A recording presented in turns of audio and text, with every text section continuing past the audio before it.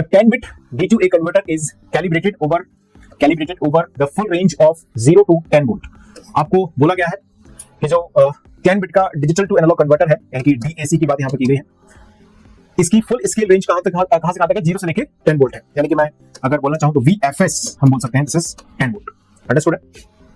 If the input to the D2A converter is 13A in hex, ध्यान देना ये electrical engineering के students हैं तो कई बार लगता है कि एम्पियर की बात हो रही है। 13A यहां पर आपको इनपुट दिया गया है, ओके, डिजिटल इनपुट प्रोवाइडेड है।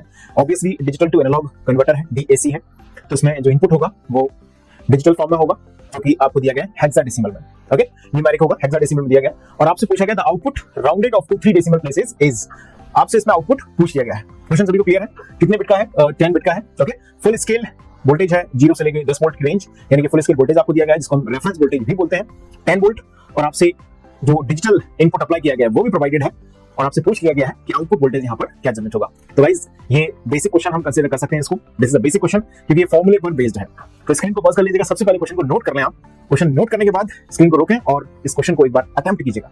मुझे उम्मीद है कि लगभग सभी लोगों ने इसे बिल्कुल सही आंसर किया होगा। चलिए अब मैं सॉल्व करता हूँ। सबसे पहले अगर हम यहाँ पर नोटिस करें, हमारे पास जो डिजिटल इनपुट दिया गया 13A, ये हेक्साडेसिमल में है, ओके। तो जरूरत पड़ने पर हम ऑब्वियसली इस हेक्साडेसिमल को कन्वर्ट करेंगे इसमें इनटू द डेसिमल, ओके। अब जो डेसिमल में हमारे पास इक्विवेलेंट आएगा इसका, उस डेसिमल इक्विवेलेंट के बेसिस पर हम फाइंड करेंगे आउटपुट वोल्टेज को।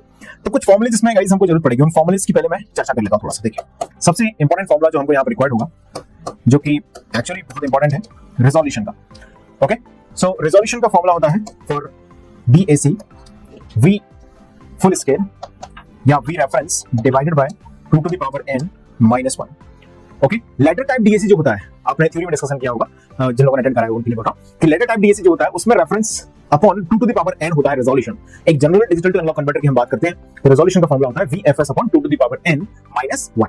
ध्यान रखिएगा, गलती मत करिएगा, ओके। तो फुल स्केल वोल्टेज गाइस कितना दिया गया है आपको, बोलो कितना दिया है? 10 volt, okay, divided by what? 2 to the power n, 2 to the power n यानी कि कितना हो गया? बोलो 2 टू द पावर 10 माइनस 1। तो यहां से हमारे पास आएगा resolution is equal to 10 upon 2 to the power 10 minus 1।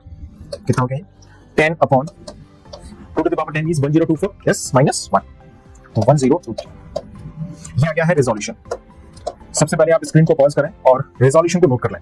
अब हम बात करेंगे दूसरे फॉर्मूले की, इसको सिंपल कर लीजिए थोड़ा सा कैलकुलेटर से, ओके। यहाँ पर let me do it by calci, 10 upon 1023, yes, 10 upon 1023. So resolution is of the value 0.